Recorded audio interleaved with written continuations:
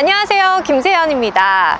대체적으로 브랜드마다 각자 고유의 디자인 언어를 가지고 있지만 독일 3사 중에서도 BMW는 유독 좀 남성적이고 날카로운 이미지를 가지고 있는데요. 오늘은 BMW에서 막내에 해당하는 차를 준비했습니다. 바로 23년도에 풀체인지를 거친 컴팩트 SUV X1의 전기차 모델인 iX1입니다. 옆에 있는 이 iX1이나 X1 같은 엔트리급 차종 같은 경우는 판매량과 관련해서는 임팩트가 약한 게 사실이에요. 올해 판매량만 비교해놓고 보더라도 BMW의 인기 차종인 5 시리즈와 비교하면 판매량이 한 30분의 1 정도 수준이라고 하더라고요. 지금 옆에 있는 이 차 같은 경우는 엑스드라이브 30 M 스포츠 차량이기 때문에 같은 iX1 중에서도 상위 등급에 해당하는 트림이고요. 그렇다 보니까 가격이 6,950만 원이에요. 사실상 7천만 원이잖아요. 높은 가격이기 때문에 애초부터 나는 무조건 컴팩트카를 볼 거야 이렇게 시작을 하시는 분이 아니라고 하면 선택지에서 밀려나는 경우가 많긴 합니다. 하지만 이 iX1 어떤 매력을 가지고 있는지 제가 지금부터 짚어드려야겠죠?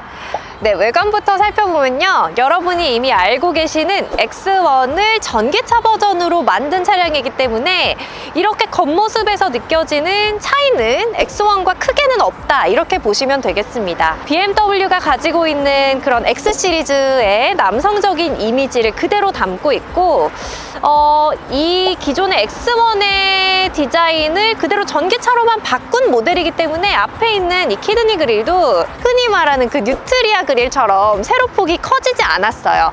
그래서 봤을 때 이질감이나 낯선 느낌이 크게 들지 않는 무난하게 적응할 수 있는 크기의 그릴이다. 우리가 알고 있는 X 시리즈의 얼굴이다 라고 생각해 주시면 되겠고요.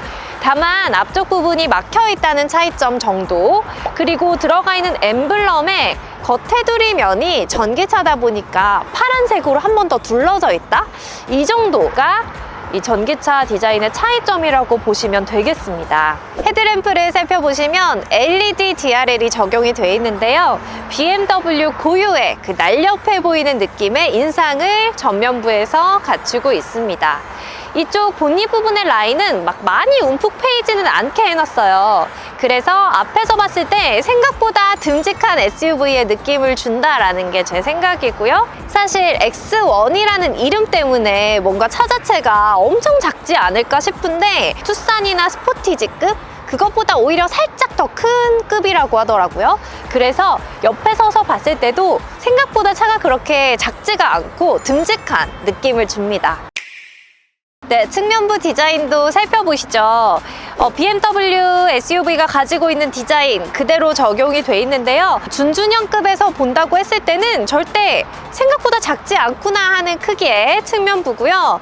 이 차 같은 경우는 엑스드라이브 30 M 스포츠 차량이기 때문에 휠도 더 예쁜 휠로 바뀌어 있어요. 그리고 이쪽을 보시면 여기 쿼터 글라스가 좀 커요.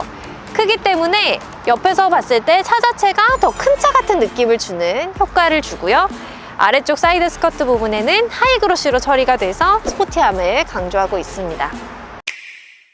네, 뒤에서 보니까 컴팩트카임이 좀 더 잘 느껴지는데요. 그럼에도 심심하지 않도록 이렇게 디자인적으로 올록볼록하게 굴곡을 줘서 스포티함이 더 잘 느껴지게 만들어 놨습니다. 이 iX1 이 차량 같은 경우는 엑스드라이브 30 M 스포츠 패키지이기 때문에 아래쪽 디퓨저 구간이나 이런 부분들이 훨씬 더 이렇게 스포티하게 보이는 느낌으로 디자인이 돼 있고요. 테일램프 자체도 굉장히 뭔가 공격적인 듯한 스포츠성이 많이 느껴지는 디자인으로 만들어져 있습니다. 컴팩트카는 이 트렁크 수용량이 어느 정도 되는지 한번 확인을 해볼게요. 트렁크가 열렸는데요. 확실히 컴팩트카다 보니까 이렇게 위쪽에서 폭 자체가 높게 느껴지진 않지만 그래도 양옆에 가로폭이나 안쪽으로 들어가는 수납 공간을 확인했을 때 컴팩트카라고 해서 트렁크 공간이 좀 작으려나 생각하시는 분들도 많으셨을 것 같은데 제 생각에는 이 정도 가로폭의 안쪽의 넓이라고 치면 일상 속에서 짐을 실었을 때 부족하다고 느낄 이유는 없을 것 같습니다. 골프백을 신는다고 했을 때 2개 정도는 실을 수 있을 것 같은, 그리고 어차피 2열 시트가 접히는데요, 4대 2대 4 비율로 이쪽 시트가 접히기 때문에 용도에 따라서 맞게 접어서 물건을 실으실 수도 있겠죠. 네, iX1 2열에 탔습니다. 아무래도 컴팩트카다 보니까 2열에서의 어떤 공간감, 거주성 자체에서 엄청 뛰어난 수준을 기대할 수는 없겠죠. 그래서 그런 것들을 감안하고 탔을 때 어느 정도인가를 살펴드릴 텐데요. 일단 이 시트를 좀 앞쪽으로 많이 밀어놓은 상태에서 레그룸이랑 헤드룸 체크를 한번 해볼게요. 레그룸은 앞으로 주먹 3개, 나름대로 충분한 레그룸이 확보가 되고요. 헤드룸 같은 경우는 머리 위로 2개 반 정도? 3개까지는 안 되고요. 2개 이상이 나옵니다. 준수형급임에도 여기에서 뽑아낼 수 있는 공간감은 최대치로 뽑아낸 게 아닌가 하는 생각이 듭니다. 디자인적인 면에서도 부족하지 않아요. 물론 엄청 좋은 소재를 쓰진 않았지만 그래도 시각적으로 봤을 때 이 가격대에서 막 부족하다고 느껴지는 소재의 질감은 아니에요. 그리고 위쪽을 보시면 여기 파노라마 선루프가 적용이 되어 있는데요. 차 급의 크기에 비해서는 이 파노라마 선루프가 좀 넓게 들어가 있습니다. 그리고 이쪽의 개방감도 좋아요. 저는 2열 괜찮은 것 같아요, 이 정도면. 1열에 탔는데요, 생각보다 타자마자 만족스럽다는 생각을 했습니다. 소재에서 오는 느낌이 생각보다 고급감이 나쁘지 않아요. 봤을 때 예쁘다는 생각이 들고요. 그리고 실내 자체가 이런 구간을 아예 터놓고 여기도 이렇게 트여 있잖아요. 그래서 앉았을 때 운전자가 느끼는 그 공간감 자체가 굉장히 시원해요. 핸들 자체도 스포티하게 디자인이 되어 있습니다. 가운데에 M스포츠 패키지 로고도 들어가 있고요. 여기도 전기차라서 파란색 엠블럼이 덧대져 있죠. 밖에 테두리가. 스피커 같은 경우는 하만 카돈으로 다 들어가 있고요. 요즘 BMW에서 이렇게 만들죠. 토글형으로 기어 노브가 만들어져 있습니다. 저는 처음에는 이게 좀 짧아서 놓고 조작을 할 때 어색하지 않나라는 생각을 했었는데 BMW 차종 몇 개 리뷰를 하다 보니까 이렇게 돼 있어도 간편하더라고요.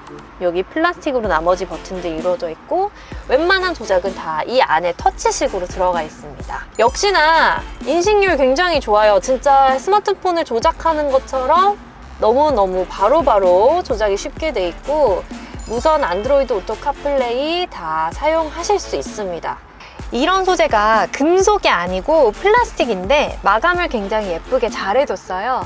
그래서 그런지 앞에서 탔을 때 이 차 실내 내부가 생각보다 되게 고급스럽다, 비싼 차 같다 라는 느낌을 주는 것 같습니다. 굉장히 고급스러운 면에서도 저는 만족스러운 것 같습니다.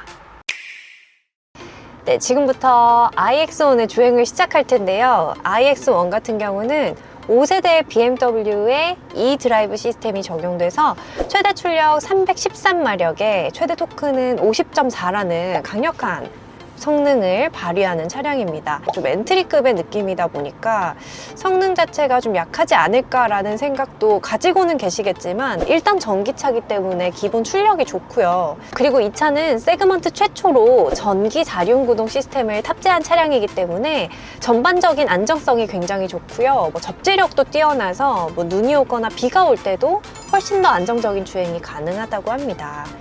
그리고 조향 안정성도 뛰어나다고 하는데요. 사실 그 iX1이라는 이름에서 주는 이미지, 인식 이런 것들에서 탈출해서 이 차의 성능을 좀 들여다보면 진짜 괜찮구나라는 생각이 좀 들어요. 일단 잠깐이지만 주행을 했을 때 승차감이 되게 좋고요. 지금 공조가 켜져 있어서 그렇지 바깥 소음도 안 들리는데요. 이게 진짜 큰 장점 같아요. 여기 10.25인치의 이 큰 디스플레이를 순정 T맵을 쓸 수 있다는 게 진짜 너무 좋다. 이제 제조사마다 하나둘씩 순정 T맵을 할 수 있도록 시스템을 도입하고 있는 것 같아요. 그리고 지금 순정 내비가 되는 거에서 끝인 게 아니라 이게 이 헤드업 디스플레이에 반영이 돼요. 진짜 이거 큰 장점 같은데요? 근데 계기판 좀 특이해요. 왼쪽으로 아래쪽으로 쏠려 있는 느낌으로 계기판이 들어가 있거든요. 제 생각에는 이 스티어링 휠 안에 뚫려 있는 공간 안으로 잘리는 사각지대 없이 계기판의 정보들을 다 담아내기 위해서 이렇게 배치를 시킨 것 같은데, 그래서 되게 잘 보이긴 해요. 그리고 뭔가 엔트리급 컴팩트카의 전기차면 그 전기차 특유의 이질감이 잘 느껴지지 않을까 하는 우려도 저는 좀 가지고 있었거든요. 근데 생각보다 그런 느낌이 그렇게 없어요. 이질감이 그렇게 없고, 오히려 제가 그 GV70 전동화 모델을 탔을 때보다도 이질감은 더 적은 것 같아요. 그리고 이 차 같은 경우는 배터리 용량이 66.5kW거든요. 그 정도면 주행거리가 최대 310km 정도 나온다는 얘긴데, 사실 뭐 겨울철이나 아니면 어디 장거리로 아예 간다거나 하시는 경우가 아니라 일상적인 주행이다라고 친다면 310km면 사실 저는 부족하게 느껴질 것 같진 않아요. 뭔가 실용적으로 타기에 되게 괜찮지 않을까 싶은데요.